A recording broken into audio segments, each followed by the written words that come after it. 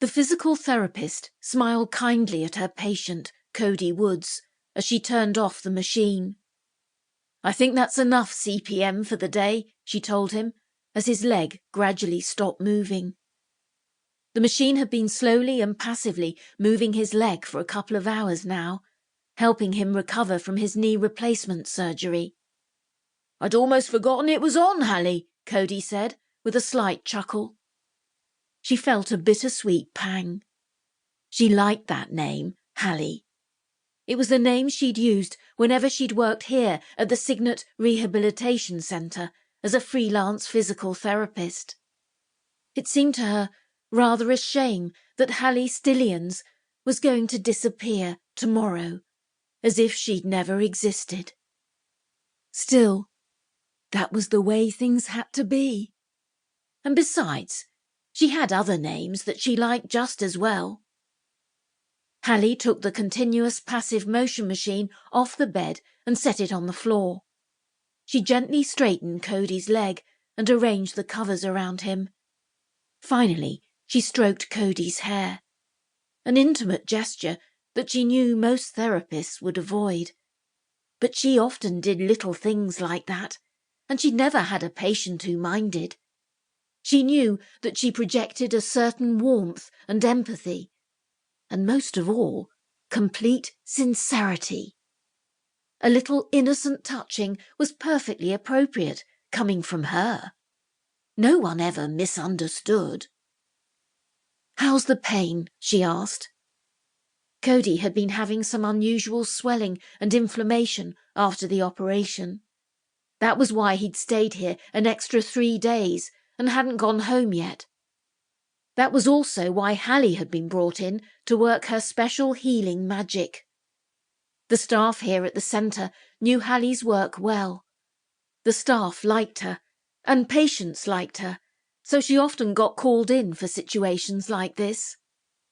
"The pain?" Cody said. "I'd almost forgotten about it. Your voice made it go away." Hallie felt flattered, but not surprised. She'd been reading a book to him while he'd been on the CPM machine, an espionage thriller. She knew her voice had a calming effect, almost like an anaesthetic.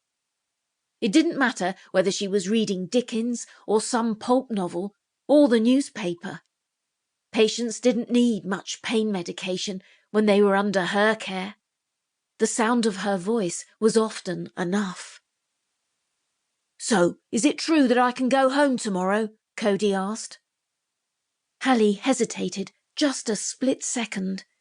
She couldn't be entirely truthful. She wasn't sure how her patient would be feeling by tomorrow. "That's what they tell me," she said. "How does it feel to know that?"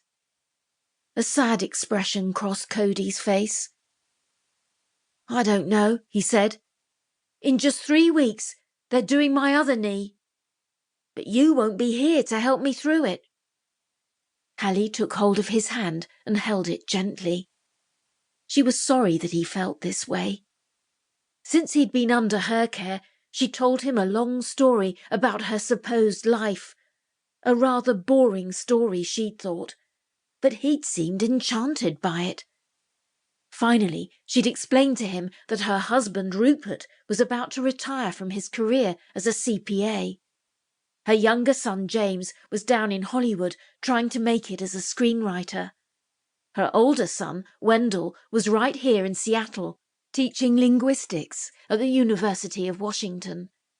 Now that the kids were grown and out of the house, she and Rupert were moving to a lovely colonial village in Mexico, where they planned to spend the rest of their lives.